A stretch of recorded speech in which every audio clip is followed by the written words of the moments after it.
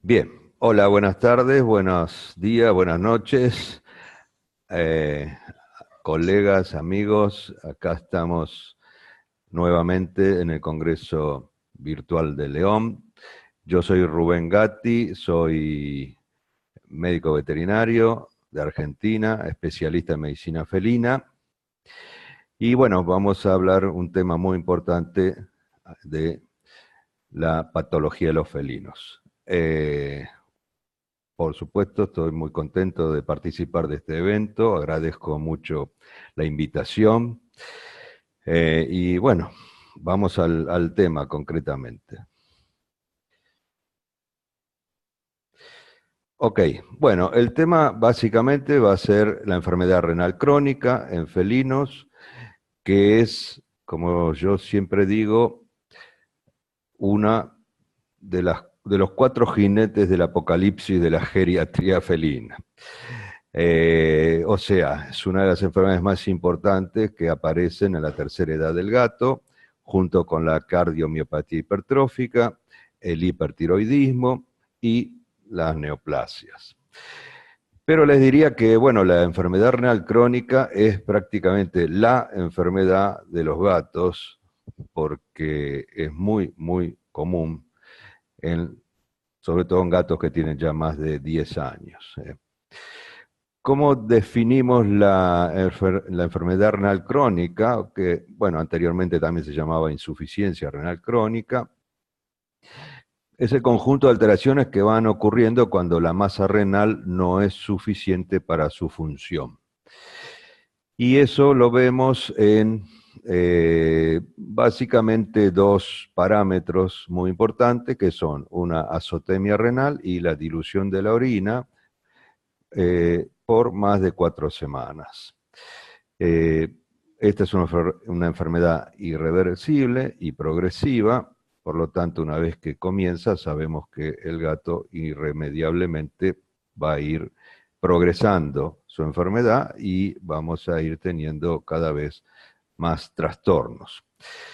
Desde hace un tiempo cambiaron un poco los parámetros, ya hace bastante tiempo, pero bueno, digamos que actualmente se manejan valores de la creatinina, básicamente de 1,6 como el máximo valor, digamos, aceptable que estaría dentro de la normalidad. Si bien esto no es así totalmente, pero bueno, ya lo vamos a ver un poquito más adelante. Pero bueno, 1,6 sería el límite por el cual, por encima de él, ya tenemos que empezar a hacer algo con respecto a esta enfermedad. También vamos a ver que hay otros marcadores que dan una señal un poco más precozmente, pero que, bueno, todavía no están al alcance de todo el mundo. Por lo cual vamos a centrar todo el manejo en el uso de la creatinina.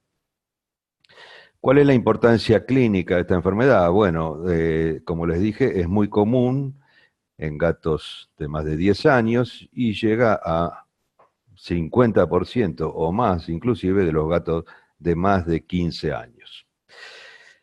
Es una enfermedad que es 5 veces más frecuente que en los perros, pero hay una buena noticia dentro de todo con el gato, y es que los gatos tienen mayor sobrevida que los perros en este aspecto. Normalmente se considera que son alrededor del 10% de los pacientes totales que llegan al consultorio, y esto va en aumento por la sencilla razón de que cada vez tenemos más gatos geriátricos en el mundo. O sea, los gatos, la revolución que se produjo por la medicina felina es porque cada vez los gatos que viven adentro de los departamentos viven más tiempo, y entonces tenemos muchísimos gatos más en esta etapa de más de 10, entre 10 y 20 años, que los que había hace 30 o 40 años atrás, ¿no? Así que cada vez vamos a ver más gatos geriátricos y vamos a ver más gatos con enfermedad renal crónica.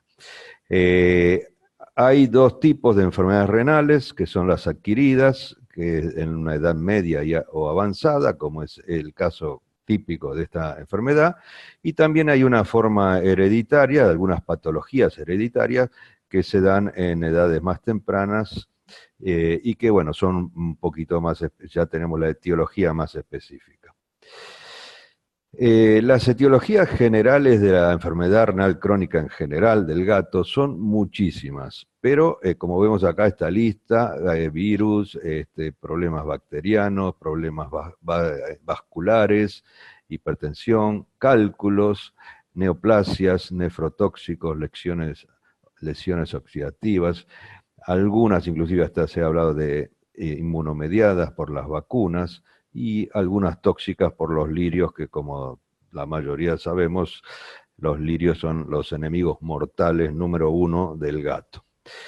Estas serían las adquiridas. Luego tendríamos las congénitas y hereditarias, que solo la vamos a nombrar en este momento, pero que, bueno, lo que hacen es producir la enfermedad en forma más temprana. La enfermedad se va a dar igual que si fuera una adquirida más tarde, pero esto va a ocurrir más temprano porque estas enfermedades ya comienzan a existir desde el día del nacimiento del gato, o antes inclusive, ¿no? Desde la formación del feto. Entonces, estas son enfermedades como el PKD y la amiloidosis, que van a aparecer más tempranamente en la edad del gato. Las otras enfermedades que hemos visto, algunas van a aparecer un poquito más temprano o más tarde, pero casi todas se van a ir manifestando en la tercera edad del gato. Bien, ¿cuáles van a ser los signos clínicos de esta enfermedad? O sea, como les dije, vamos a tener en cuenta los valores de creatinina. A partir de 1,61 en adelante vamos a ir teniendo una cantidad de signos clínicos. Al principio muy pocos, por supuesto, como siempre pasa en el gato, como por ejemplo decaimiento, deshidratación, poliuria, polidipsia, alguna vez vómitos, pérdida de peso, que se puede ir dando, digamos, acompañando todo este cuadro. Algunas infecciones urinarias pueden aparecer, y el gran problema que casi siempre tenemos es la anorexia. Bien, o sea, estos serían los signos clínicos que aparecerían en forma paulatina a medida que va aumentando la creatinina. Y después va a haber otros signos más tardíos, como vemos aquí, por ejemplo, la anemia, que se va a ocurrir más bien en etapas bastante avanzadas de la enfermedad. Esa nos va a dar ya algunos signos típicos de la anemia, como mucosas pálidas, anorexia, debilidad. Puede haber hipertensión en una cantidad de gatos que sufren esta enfermedad, con distintas patologías provocadas por la hipertensión, sobre todo a nivel oftálmico, a nivel cardiológico y a nivel cerebral. La hipocalemia en algunos gatos se produce también, y eso da debilidad muscular, ventroflexión, marcha rígida. La acidosis metabólica, que nos va a dar anorexia, vómitos y letargo. Hiperfosfatemia también es un signo de que está muy avanzada la enfermedad renal, y ahí vamos a tener resorción ósea, calcificación de tejidos blandos, y bueno, y en distintos momentos de la enfermedad pueden ocurrir infecciones urinarias. O sea que, como vemos, en general los signos al principio son bastante inespecíficos, y después se van sumando signos de alteraciones que digamos, se suman a la patología. Una de las cosas más importantes que vamos a tener en esta enfermedad, en casi todos los gatos y ya desde un primer momento, o sea, en una etapa inicial de la enfermedad, es la deshidratación, que se va a hacer generalmente crónica, ¿no? La deshidratación está dada por la poliuria. La poliuria es una pérdida abundante de orina, y que generalmente los gatos no llegan a compensar solos. Esa deshidratación aumenta, a su vez, concentra las toxinas urémicas. Las toxinas urémicas producen una serie de signos que complican, como anorexia, vómito, letargia, estreñimiento, y a su vez esto aumenta la deshidratación. O sea, todo gato que no come, también como efecto secundario, eh, comienza a tomar menos agua, con lo cual hay más deshidratación. Las posibilidades de mejorar esto sería usar bebederos múltiples en la casa, como para estimular al gato a que tome más agua, y por supuesto, de acuerdo a los niveles que podamos obtener, ya utilizar la fluidoterapia por vía subcutánea. Una cosa importante que siempre hay que comentar con los propietarios de los gatos es que no es bueno permitir que tomen agua de fuentes que no están controladas. Por ejemplo, canillas que gotean, duchas, inodoros inclusive, o peceras, bueno, o sea, lugares donde no pueden más o menos observarse cuál es el nivel de líquido que están tomando. Este tema de tomar de las canillas les gusta mucho a los gatos, supuestamente es porque es una situación que les resultaría, bueno, resulta atractivo en la naturaleza, suponemos, porque siempre es más sano tomar agua que corre que tomar agua estancada. Y los dueños de gatos lo ven como algo muy gracioso al principio, pero yo siempre les digo, hay que tener en cuenta que primero los grifos o canillas, como le decimos nosotros acá en Argentina, no están a la altura de los gatos y no se abren solos tampoco. Necesitamos siempre un humano que los abra. Entonces, cuando el gato no lo puede hacer, la situación se pone muy complicada. Aparte, como también les digo, en general los gatos, estas grifos están a una altura mucho mayor a la que tiene el gato, o sea, el gato tiene que saltar, subirse a determinado lugar, y en la tercera edad de los gatos, aparte de la enfermedad renal crónica, hay otra enfermedad que es bastante, digamos, invalidante del gato, que es la osteoartritis, y que le dificulta mucho subirse a lugares altos. Así que bueno, en fin, no hay que permitir que el gato tome de estos grifos. Lo ideal es que tome de un bebedero o varios bebederos, pero que el dueño pueda de esa forma controlar. Esto es la educación que tenemos que darle a los dueños de propietarios desde el primer momento, del primer día. O sea, desde que son chiquitos y vienen a darse las vacunas, ahí es donde hay que empezar a educar a los propietarios de gatos. Bueno, vamos a tener una serie de alteraciones metabólicas producidas como consecuencia de la enfermedad renal crónica. Como vemos, bueno, van a aumentar las sustancias, la azotemia, la uremia, la creatinina. Va a haber anemia, va a haber hipertiroidismo, hiperparatiroidismo, va a haber acidosis metabólica, hipergastrinemia, hipopotasemia, y también vamos a tener estas de este costadito, que son la hiperfosfatemia, proteinuria y la hipertensión, que supuestamente, digamos, no está totalmente comprobado en todas, pero se supone que estas aumentan el progreso de la enfermedad renal crónica. Bien, hay una clasificación hecha por la IRIS, que es la Sociedad Internacional de Interés Renal, que puso 4 estadios de esta enfermedad. Un estadio 1, que sería una situación entre que el gato está normal y que empiezan los primeros, digamos, las primeras pérdidas de masa renal, pero que no, todavía este gato da valores de creatinina de menores de 1,6. Un estadio 2, que ya sería ya de la enfermedad que está funcionando, está progresando, que va de 1,6 a 2,8. El estadio 3, que va de 2,9 a 5. y estadio 4 que va a más de 5. Por supuesto, cada uno de estos estadios tiene un poquito sus propios signos clínicos y sus complicaciones. Bien, y además de esto se subclasifica por proteinuria y por el aumento de la presión arterial, pero esto no ocurre en todos los gatos. O sea, en todos los gatos que tienen enfermedad renal crónica, no todos tienen proteinuria y no todos tienen hipertensión. Así que eso va a haber que evaluar cada caso particularmente.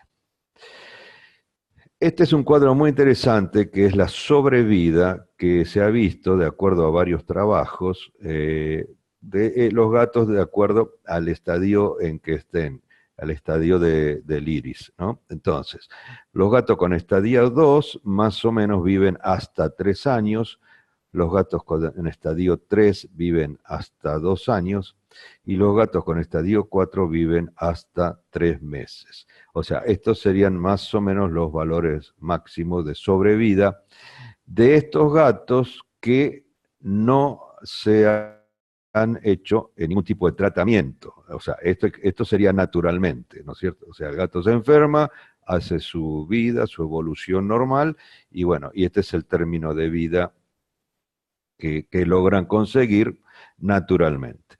Nosotros, si hacemos algunas cosas, vamos a lograr que estos tiempos aumenten muchísimo más.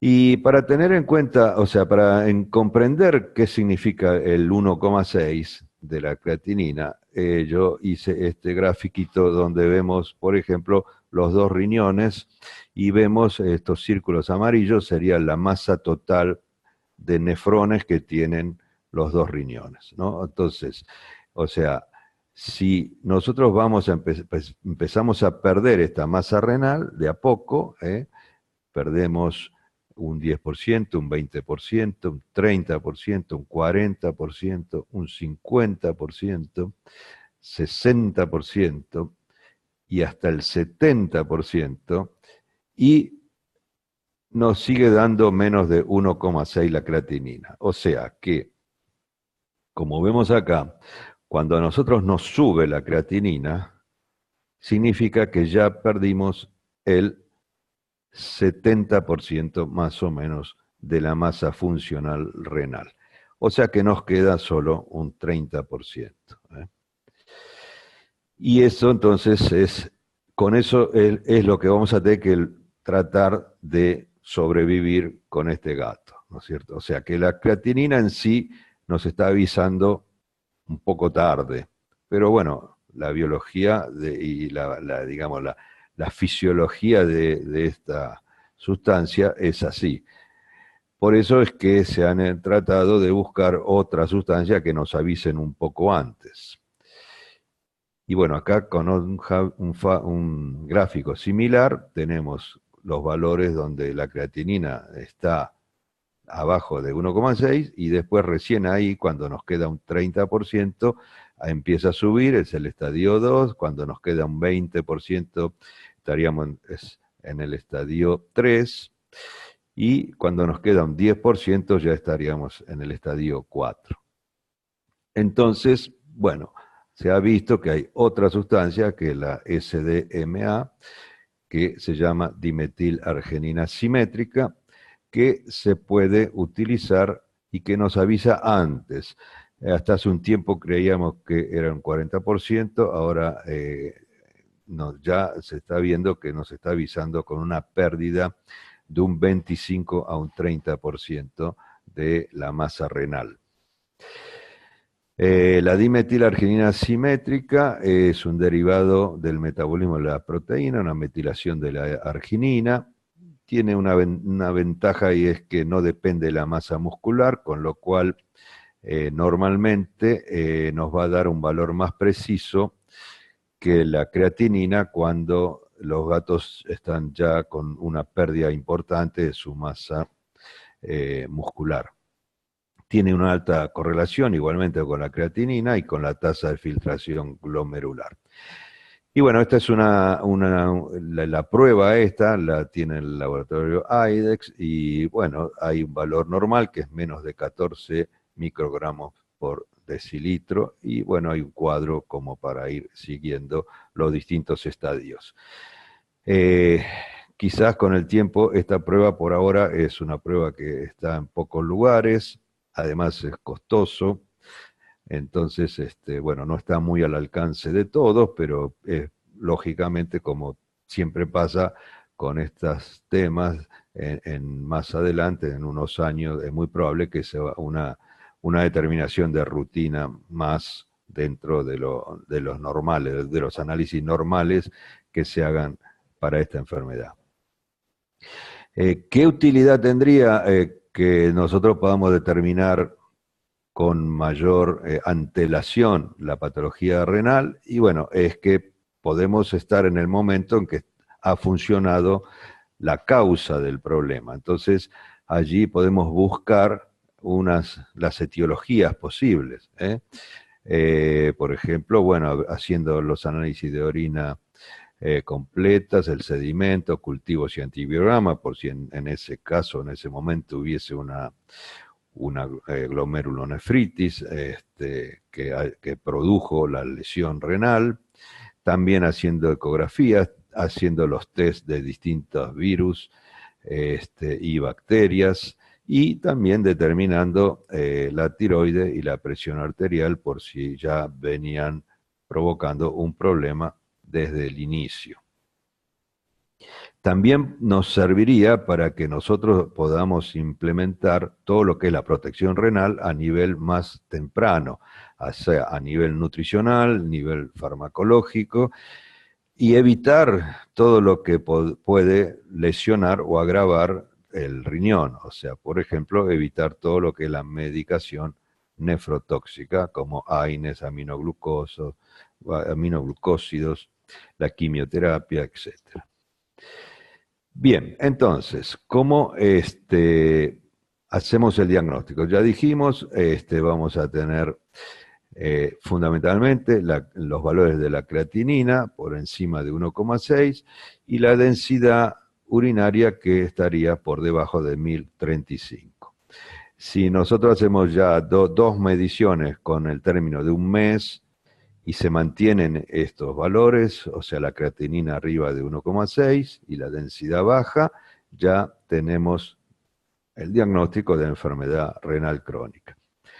Luego, con el correr del tiempo, vamos a encontrar más alteraciones, como que el fósforo puede subir, el potasio puede bajar, puede haber anemia, puede haber acidosis, proteinuria, cilindruria, etc. Pero digamos que en un principio la enfermedad la vamos a diagnosticar con dos valores, por lo menos reiterados, de creatininas por encima de 1,6.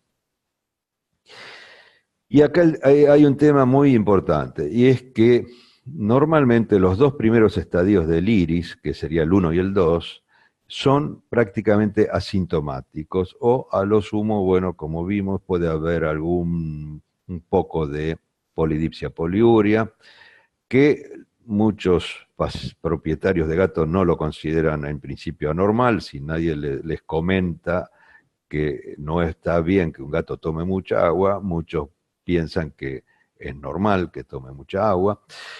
Entonces, son momentos donde nadie va a llevar el gato a la veterinaria para ver qué le está pasando.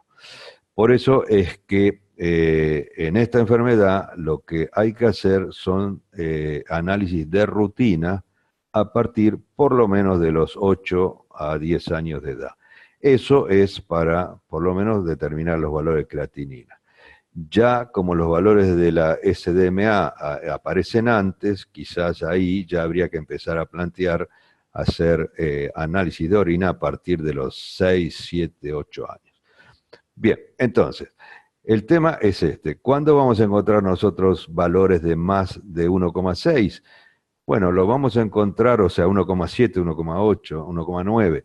Los vamos a encontrar de casualidad cuando hagamos un chequeo de rutina, porque como les digo, esos gatos no están yendo para por una enfermedad o por tener signos clínicos. Simplemente esto lo vamos a lograr cuando nosotros tenemos un gato de 8, 9, 10 años que viene al consultorio, por ejemplo, para darse una vacuna o por cualquier otra circunstancia que nos pueda presentar en ese momento, entonces ahí sí tenemos que recomendar hacer un chequeo de sangre y ver cómo están estos valores. Entonces, un concepto muy importante, es que el diagnóstico precoz solo lo vamos a hacer con análisis de rutina, no por tener un cuadro clínico que nos indique hacer un análisis.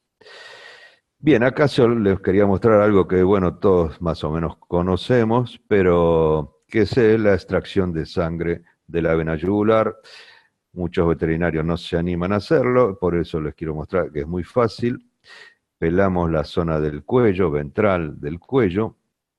Necesitamos que en esta posición, que es la de sentado, el propietario le tiene los dos miembros anteriores y un ayudante nos tiene la cabeza un poquito torcida hacia el lado contrario y nosotros con una mano apretamos para que la vena sea grande y con la otra mano pinchamos y sacamos sangre.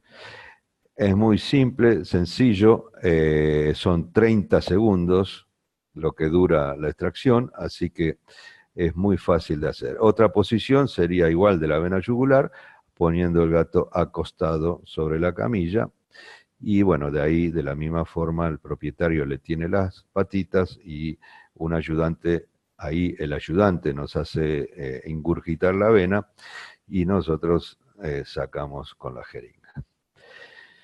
Bien, el otro tema sería la parte de hacer diagnósticos por imágenes. Perdón, se me fue para atrás. Los diagnósticos por imágenes, los más, digamos, útiles serían la ecografía. Sirven todos, por supuesto, porque cada uno un poquito tiene su indicación, pero la ecografía sería como un primer nivel de observación donde podemos ver ya y tener algunos diagnósticos específicos como la presencia de neoplasia, de quistes, de litiasis, de zonas de isquemia. O sea que ya con la ecografía muchas veces vamos a hacer algunos ya diagnósticos etiológicos. Lo que hay que tener en cuenta es que los tamaños normales del riñón del gato son de 4 centímetros de largo por 3 de ancho y más o menos, o sea, alrededor de esos valores están todos los riñones normales del gato. Aquí vemos, por ejemplo, un riñón normal con sus medidas, bueno, 3,73 contra 2,16, y bueno, y allí pueden aparecer lesiones como infartos renales, por ejemplo, en este caso, de arriba, y si no, en el caso de abajo, justamente un PKD, que es un riñón poliquístico. Ahí ya tenemos algunas, digamos, causas etiológicas. En estas otras radiografías tenemos riñones muy pequeños y con poca definición interna, lo que nos hace sospechar, por ejemplo, una fibrosis muy grande o en este caso era una amiloidosis renal. Otros casos como este, que es un riñón muy grande, donde había un tumor. En fin, ahí podemos ver varios tipos de alteraciones. En este caso, que es el caso típico de una gata siamés, hembra, 18 años, donde los riñones son muy pequeños y ya están, digamos, sin definición corticomedular, y son riñones que se han ido fibrosando con el tiempo. Fíjense los tamaños, 2,7 por 1,7 y 2,6 por 1,9. O sea, estos son los riñones típicos que se ha producido el avance de la enfermedad renal crónica. Bien, entonces, Llegamos al tratamiento. El tratamiento, diríamos que tenemos dos situaciones. Una es la enfermedad compensada y progresiva, que esta es la que nosotros podemos empezar a ver si hacemos, como les decía, el análisis de rutina. O sea, cuando yo hago un análisis de rutina, el gato, les vuelvo a decir, está normal para el dueño, está perfectamente normal, no tiene ningún problema. Come bien, toma líquido como corresponde, está activo, dinámico, está perfecto. Pero, pongámosle, tiene 1,8, 1,9, 2 de creatinina. Esos gatos son los que nosotros vamos a tratar de alargarle la vida, porque sabemos que esos gatos, la enfermedad va creciendo, va aumentando, va progresando y poco a poco se le va comiendo los 2 riñones. Entonces, en ese caso tenemos un tratamiento de mantenimiento y un tratamiento de salvar nefronas o de mantenerlas vivas funcionando el mayor tiempo posible. A eso nos vamos a dedicar en esta charla, o sea, al tratamiento de mantenimiento y de protección de esas nefronas. Pero bueno, igual sabemos que podemos tener otra situación, que es una enfermedad que dentro de la enfermedad renal crónica vamos a tener situaciones como de agudización de esa enfermedad, donde va a haber una descompensación y el gato va a entrar en lo que muchas veces se ha llamado un síndrome urémico agudo, con lo que sería una falla renal aguda, por alguna complicación dentro de la enfermedad renal crónica. Esto requiere un tratamiento de urgencia y que, bueno, va a ser una forma de recuperar al gato. Si lo podemos recuperar, si no es terminal esa agudización de la falla renal, ese gato va a volver un poquito al estadio a donde estaba antes o quizás un poco más avanzado, pero va a seguir con la enfermedad renal. Bien, entonces lo que vamos a tratar hoy va a ser el tratamiento de la enfermedad compensada y progresiva. Bien, ¿cómo vamos a plantear este tratamiento? Bueno, por un lado hay que bajar las toxinas urémicas, por otro lado equilibrar el metabolismo, por otro lado mejorar la nutrición de estos gatos y, por supuesto, tratar de hacer la protección renal y salvar nefronas. Todas estas situaciones alteran la calidad de vida del gato, de a poco van empeorando cada vez más la situación. O sea, los signos clínicos, a medida que aumentan, progresan o se ponen más complicados, por supuesto empeoran la calidad de vida.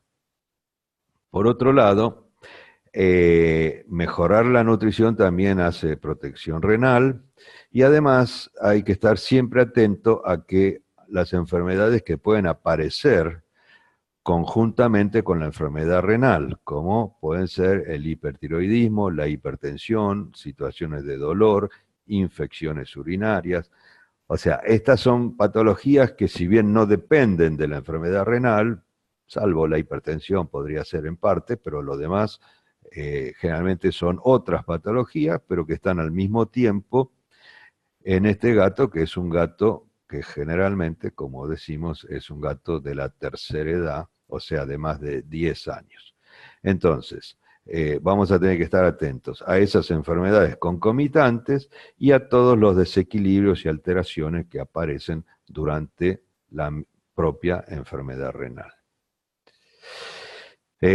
Bueno, para evitar la progresión vamos a tener que manejar específicamente la fosfatemia, la proteinuria y utilizar algunos medicamentos que ayuden, como los lisados renales y en las células madres. Después al final voy a hablar un poquito de este tema.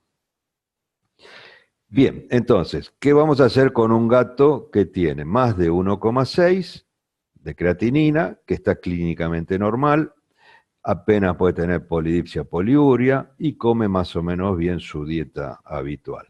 O sea, este es un gato típico que nosotros encontramos al hacer el análisis en forma de rutina. Entonces, estos gatos vamos a manejarlos con dieta geriátrica o renal, le vamos a agregar omega 3 y antioxidantes, vamos a controlar muy bien la hidratación, como les dije al principio, estos gatos casi todos están con algún grado de deshidratación. Vamos a controlar si tiene o no proteinuria, si la tiene vamos a actuar, si no la tiene no hay ningún problema, seguimos adelante. Vamos a controlar el peso normalmente, porque el peso es muy importante, que se mantenga un buen peso durante el mayor tiempo de la enfermedad. Y bueno, y después vamos a dar, si está a nuestro alcance, algunas medicaciones que todavía no están, digamos, totalmente basadas en evidencia, pero que ayudan desde el punto de vista de que mejoran muchas veces el cuadro clínico, que son los lisados y las células madres. Por supuesto, también vamos a estar controlando permanentemente este paciente y vamos a corregir todas las que sean alteraciones del hemograma y de la bioquímica sanguínea.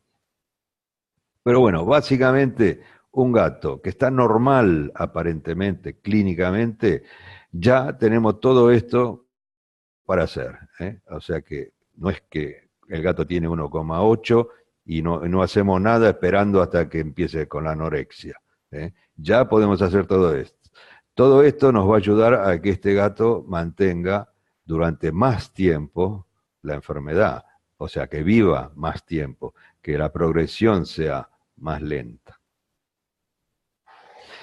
Bien, el manejo dietético, sabemos que los gatos con enfermedad renal van a necesitar alimentos con mayor densidad calórica, reducción de la proteína y restricción del fósforo. Se ha visto que es el elemento más importante de la dieta de estos gatos con enfermedad renal. O sea, todo lo demás ayuda, pero el punto clave de las dietas renales, inclusive de gatos gerontes, es restricción del fósforo dietético. Al punto tal que el alimento, se han hecho varios estudios, ensayos con alimento normal y alimento renal, digamos, y se ha visto que, por ejemplo, los gatos que comían alimento renal vivían el doble de vida que los gatos que tenían una alimentación normal. Acá hay dos estudios donde se ve el aumento del tiempo de vida de estos gatos. Y esto es porque se ha visto que uno de los principales, digamos, responsables de la muerte de los gatos renales es el fósforo. O sea que manejar el fósforo, cuando el fósforo comience a aumentar, es un dato clave muy importante. Bien, la pérdida de peso, dijimos que también es importante controlarla porque todos estos gatos que van perdiendo peso van a tener menor supervivencia. O sea, pérdida de peso o peso bajo es un factor de que va a cortar la vida de este gato. Por lo tanto, hay que hacer pesadas periódicas para saber cómo va evolucionando el peso. Y en general, todo este tema del peso se debe a que hay una alteración mayormente del apetito, o sea que estos gatos van perdiendo apetito por un lado y por otro lado se ha visto que hay menores niveles de absorción y de digestión, o sea que se complica un poco el tema digestivo y además disminuye un poco el apetito, o sea que son pérdidas que se van a ir dando, no son bruscas normalmente, pero digamos que en el término de 6 meses, un año, el gato puede ir perdiendo un 10-20% de su peso, con lo cual, como es lento, muchas veces la mayoría de la gente no lo ve, o sea, y no se preocupa demasiado, hasta que llegan a un valor ya muy bajo, ¿no? O sea, vemos muchos gatos que después de un tiempo, de un año o dos, de tener la enfermedad renal, ya han perdido el 50% de su peso. O sea, gatos que tenían que pesar 4 kilos pesan 2 kilos.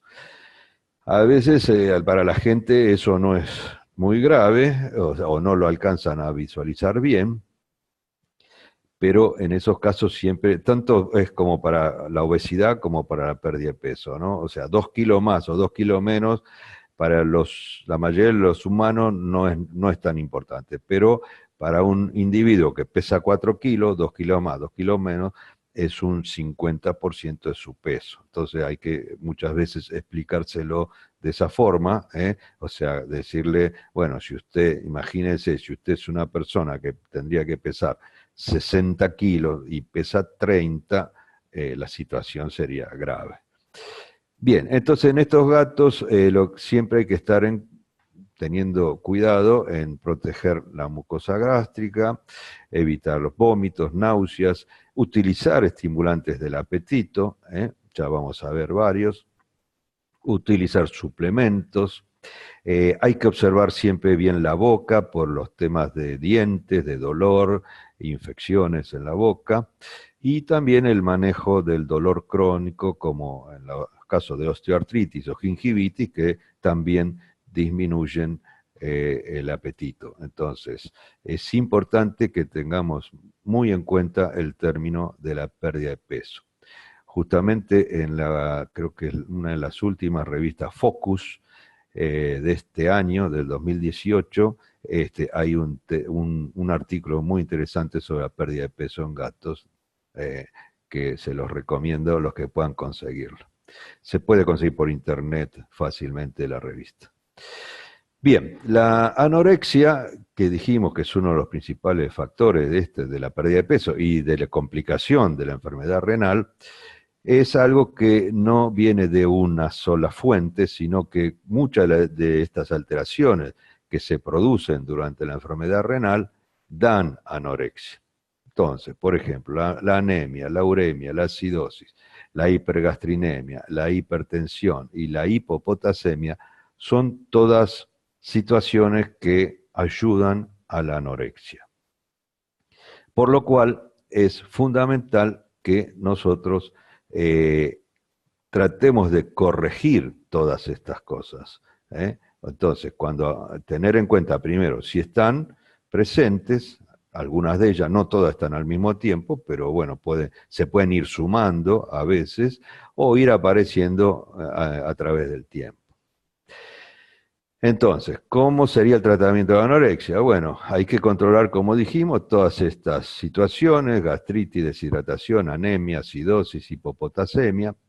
Y, por supuesto, tratar de dar alimentos blandos, pouch o latas, estimular los caracteres organolépticos, calentando un poquito. Esta comida blanda se puede calentar fácilmente.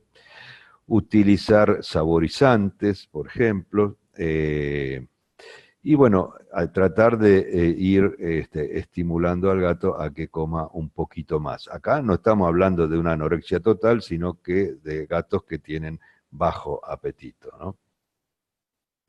¿Qué podemos usar como estimulantes del apetito? Bueno, normalmente se puede usar la ciproctadina, que no da buenos resultados, la mirtazepina se puede usar también, que está bien, se ha visto que da muy buen resultado. Es un poco cara en algunos lugares, para nosotros, por ejemplo, es muy cara, pero funciona bien. Y otra droga que se llama mianserina, que es prácticamente igual a la mirtazepina, tiene también una muy buena respuesta a nivel de estimulación del apetito. Por lo cual estas sustancias, estas drogas se pueden usar bien durante la enfermedad, sobre todo si vemos que empieza a haber alguna baja en los niveles del apetito o una baja a nivel de peso. La capromorelia es una droga nueva que está en investigación, es un agonista de la grelina que estimula el apetito a nivel central, está en investigación, posiblemente tengamos ya en el mercado dentro de un tiempo. Creo que hay ya para perros, hay alguna presentación. Bueno, y como les dije, controlar siempre la boca de estos gatos, porque ya son gatos viejos, tienen lesiones en los dientes, tienen dolor, a veces infecciones en las encías, dientes flojos, resorción odontoclástica, que eso produce dolor, y también las osteoartritis que puedan tener a nivel general, o sea, de las articulaciones en general. Con respecto a la hipergastrinemia, lo que sabemos es que la gastrina aumenta por la falta de depuración a nivel renal, eso produce gastritis, la gastritis produce anorexia, produce vómitos y puede producir sangrado también del estómago, con lo cual se incrementaría la anemia. O sea que hay que tener en cuenta estas situaciones y tanto en estos gatos que tienen anorexia como vómitos, es importante manejar este tema de la hipergastrinemia. Allí lo que normalmente vamos a hacer es usar los antagonistas H2 como la ranitidina, los inhibidores de la bomba de protones como el omeprazol y también protectores gástricos como el sucralfato. También se está utilizando, por supuesto, el maropitán como un antivomitivo central si es que no se logra manejar con alguno de los productos anteriores. O sea que, bueno, es importante tratar de evitar lo más posible los vómitos dentro de la progresión de los signos clínicos.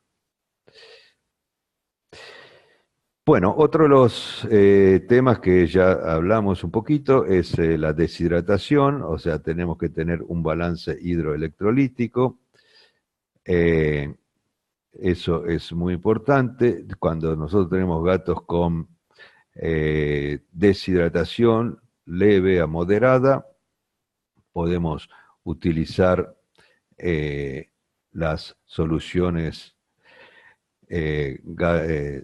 electrolíticas y entonces de esa forma poder equilibrar un poquito la parte de la deshidratación.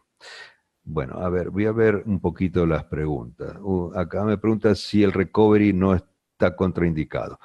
Yo te diría, el recovery para un gato que está en anorexia no está contraindicado. O sea, estaría contraindicado en un gato que come normalmente o poco menos, pero bueno, es una situación donde si nosotros tenemos un gato que está en anorexia total, lo importante es que coma lo que pueda.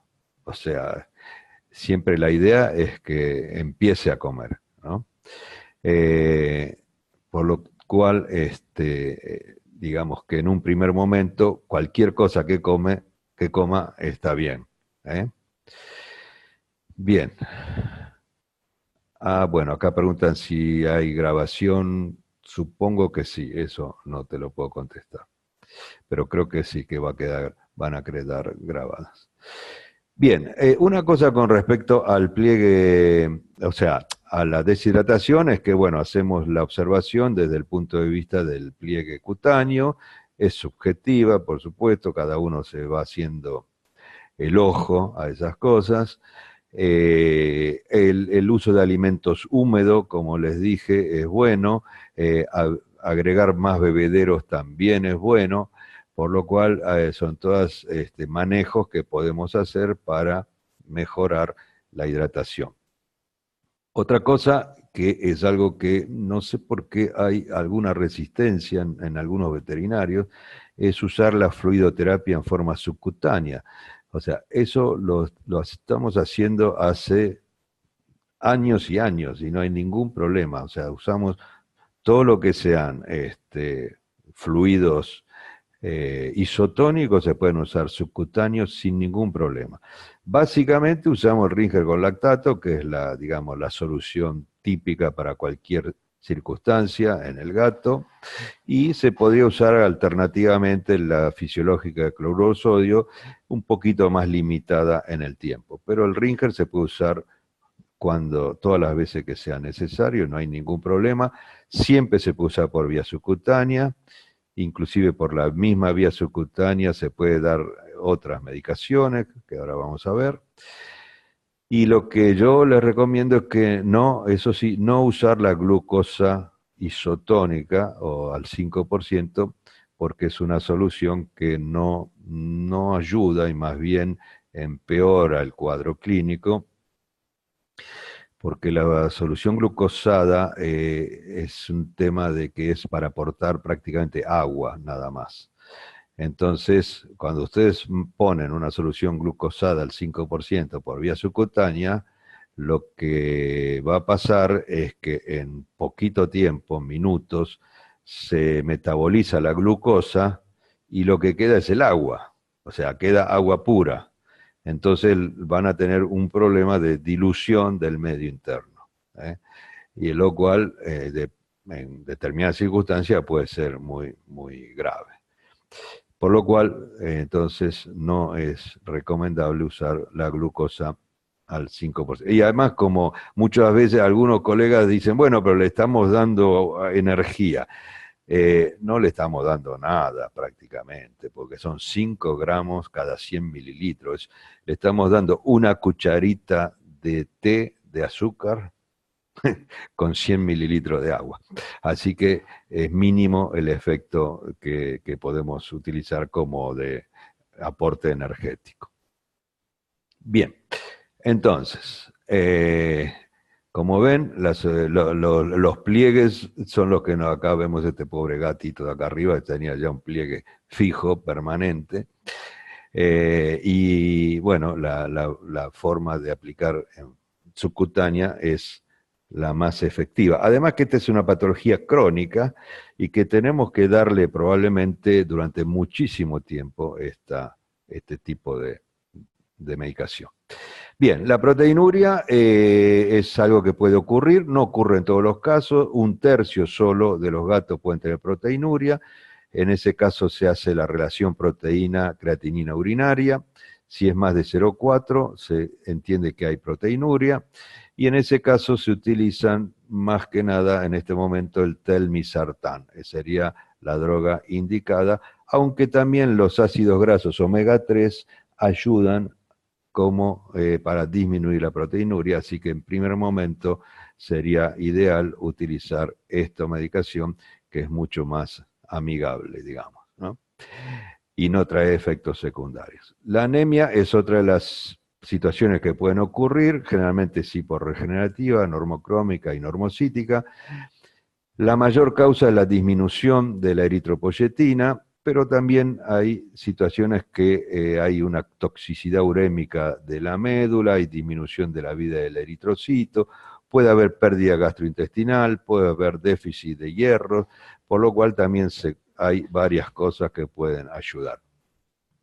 En ese caso usamos todos los antianémicos normales en un principio, y si la anemia persiste o se agrava, si llega a haber un hematocrito de menos entre 15 y 20, ya estaría indicado usar la eritropoyetina. La eritropoyetina se utiliza 100 unidades por kilo subcutáneo, 1 a 3 veces por semana, más hierro, y por supuesto el gato tiene que estar comiendo, porque si no, no puede fabricar los glóbulos rojos. Bien, hay una serie de indicaciones para el uso de la eritropoyetina. El hematocrito no debe pasar más de 35, 40. Y hay un problema, es que dentro de los 6 meses algunos gatos hacen anticuerpos anti-EPO. Por eso hay que tratar de usarlas lo más tarde posible dentro de la enfermedad. También pueden dar hipertensión. Otra droga que se llama la darbepoyetina es aparentemente un ADN, bueno, es un ADN recombinante y aparentemente produce muchísimas menos posibilidades de anticuerpos, por lo cual sería una indicación para usar mejor que la EPO normal. Otras alteraciones o complicaciones es la hipertensión. La hipertensión ocurre entre un 65 y 70% de los nefrópatas. Los valores normales consideramos menos de unos 60, unos 160, 150, y ya con valores de 180 los consideramos peligrosos. Entonces hay que ya empezar a medicar. O sea, la hipertensión puede producir alteraciones oftálmicas, como hemorragias en el fondo de ojo, desprendimiento de retina. Por eso es bueno observar el fondo de ojo en todos los gatos en el momento que vienen a la consulta para ver si hay algún tipo de estos indicios. También la hipertensión altera otros órganos como el propio riñón, como el cerebro, entonces puede haber otros signos a nivel cerebral, por ejemplo. Bueno, la medicación indicada es la amlodipina, se da de 0,625 a 1,25 miligramos por gato cada 24 horas. Los otros antihipertensivos en los gatos no funcionan bien, la que es perfecta para el gato es la amlodipina. Bueno, la hipopotasemia dijimos que puede ocurrir también, es algo que normalmente el potasio se pierde por la poliuria, también por acidosis, y entonces estos gatos que comienzan a bajar, o sea, los valores del potasio normal son arriba de 4, ya con menos de 3,5 se considera estar en hipopotasemia, y con menos de 2,5 ya está con sintomatología como debilidad muscular, ventroflexión, como se ve aquí en la fotito, marcha rígida, anorexia, recuerden que esto también da anorexia, y puede dar inclusive hasta parálisis muscular generalizada. Así que es un dato que hay que controlar durante todo el proceso de la enfermedad renal. La hipopotasemia se maneja con una dieta rica en potasio, que casi todos los alimentos ya están preparados, pero además, si hace falta más, se puede usar gluconato de potasio o citrato de potasio. En este caso, a veces ocurre, rara vez, pero ocurre que muchos se confunden y utilizan el alimento urinario en lugar del renal, y a veces lo hace la gente por su cuenta, ¿no? Y hay que tener en cuenta que el alimento urinario es muy acidificante y eso empeoraría la hipopotasemia. La hiperfosfatemia es otra de las situaciones que empeora el cuadro de la enfermedad renal. Los valores normales van de 3 a 6 y el aumento del potasio se produce por una alteración en la eliminación del riñón que está trabajando mal, y eso produce toda una serie de alteraciones posteriores como un hiperparatiroidismo y la mineralización de tejidos blandos donde está inclusive el mismo riñón. En general, la hiperfosfatemia es un indicador de que estamos ya muy avanzados en la enfermedad renal, y normalmente se calcula que ya se perdió el 85% de la función renal cuando empieza a subir el fósforo, o sea que nos queda solo un 15%.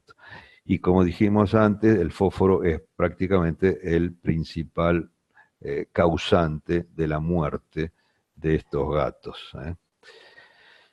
Entonces, tenemos una serie de drogas que ayudan a controlar el fósforo, como los quelantes que se mezclan con la comida, como el hidróxido de aluminio, carbonato de calcio y el sucralfato también.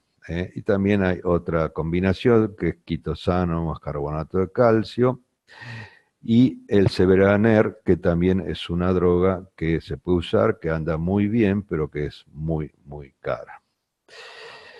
Dijimos que pueden aparecer muchas infecciones urinarias.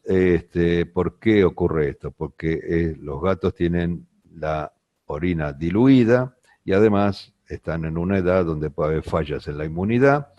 Entonces encontramos que de un 15 a un 30% de casos de gatos que tienen enfermedad renal pueden tener infecciones urinarias, más las hembras que los machos, obviamente, por cuestiones anatómicas, y que a nivel de signos clínicos la mayoría son asintomáticos, o sea, el 70% son asintomáticos. Después podemos tener periuria, hematuria. Periuria es orinar fuera de la bandeja sanitaria, hematuria, fiebre, dolor.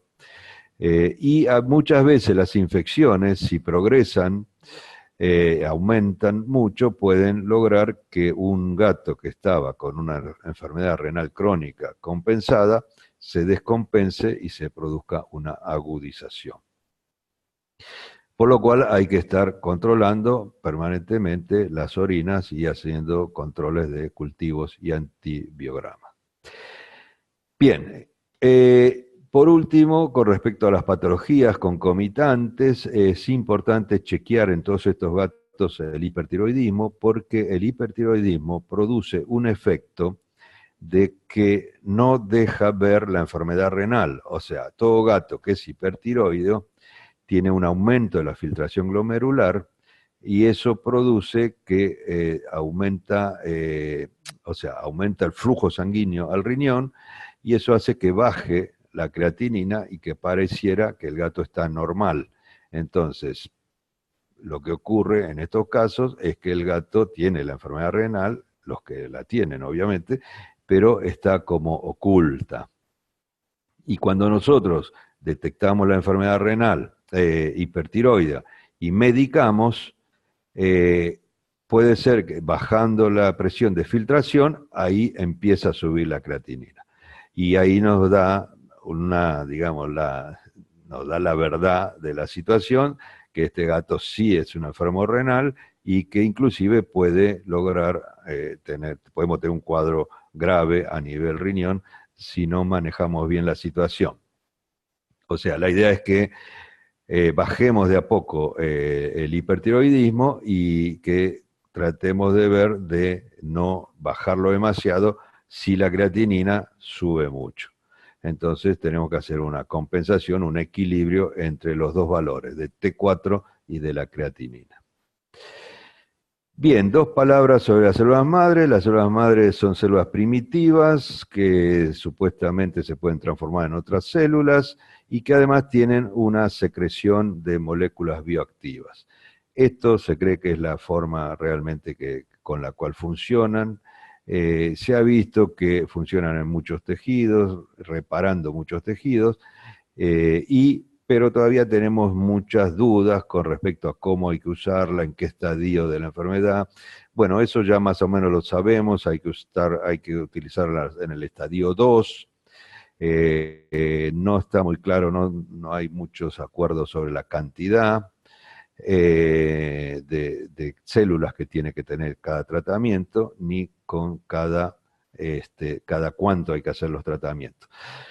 Se aplican endovenosas, en el caso para el tema renal, con lo cual van a todo el organismo, se reparten en todo el organismo.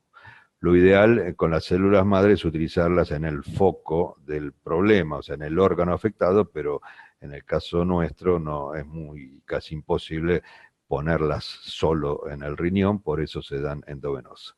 O sea que bueno, son medicaciones que se están usando, todavía no hay mucha información a nivel científico, hay trabajos, por supuesto, van a encontrar unos cuantos trabajos, y bueno, estamos trabajando en eso nosotros también, tenemos gatos que están bajo el tratamiento de células madres y que ya llevan 5 años, casi 6 de sobrevida, o sea que estamos con un buen nivel de sobrevida. Recuerden que les dije que 3 años era lo que podía vivir un gato si no se le hacía nada. O sea que eso, más la dieta, más las otras cosas, le vamos alargando la vida cada vez más. Bien, entonces, en resumen, el diagnóstico lo hacemos con los signos clínicos, si aparece alguno, y con el tema del aumento de la creatinina y la disminución de la densidad urinaria. Se chequea la proteína y la creatinina urinaria. Como métodos secundarios o para, digamos, tener más datos, tenemos la ecografía, los cultivos antibiograma, el control de la presión y la tiroides. Los controles que debemos hacer durante la enfermedad es, bueno, sangre y orina, que se hacen normalmente cada 3, 4 a 6 meses, de acuerdo la fase en la que esté el gato. Y clínicamente debemos chequear el peso, la hidratación, hacer los cultivos de orina, controlar las enfermedades concomitantes y siempre recuerden hacer un fondo de ojo para chequear si hay algún indicio de la hipertensión. Por supuesto que la toma de la presión también debe ser algo de rutina en estos gatos.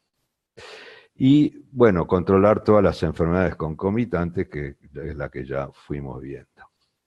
¿Cuáles son las recomendaciones para esta enfermedad? Bueno, lo primero, diagnosticar la enfermedad, aunque no haya signos clínicos. O sea, la idea es diagnosticarla con análisis de rutina, que por ahora sería alrededor de los 8 a 10 años. Cuando tengamos digamos, a mano la SDMA, se puede hacer antes estos análisis de rutina.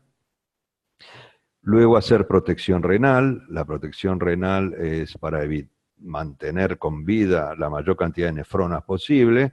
Eso utilizamos la dieta, los omega 3, la hidratación, controlamos la presión, la proteinuria, evitamos las drogas nefrotóxicas y utilizaríamos las células madre. Y darle una mejor calidad de vida a estos gatos, con lo cual, digamos, sería controlar los signos clínicos, fundamentalmente la anorexia, vómitos, decaimiento. O sea, todo eso influye a empeorar la calidad de vida. Entonces son los signos que tenemos que tratar de controlar. Bien, hasta acá llegamos. Estamos apenas un poquito pasado de la hora, pero bueno, es un tema largo, hay mucho más para decir, pero como un panorama general tenemos, yo creo que con esto hemos cumplido. No sé si ha quedado alguna pregunta más con respecto a este tema. Muchas gracias, Rubén. No veo el chat. Muchas gracias, Rubén, por la presentación. La verdad que salió todo perfecto, te escuchamos bien.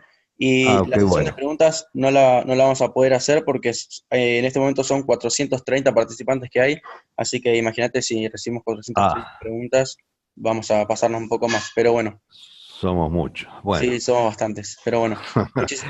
Muchísimas gracias y nada, les agradezco a todos por haber estado en tu presentación. Ok, gracias a todos y bueno, nos veremos en cualquier otro momento.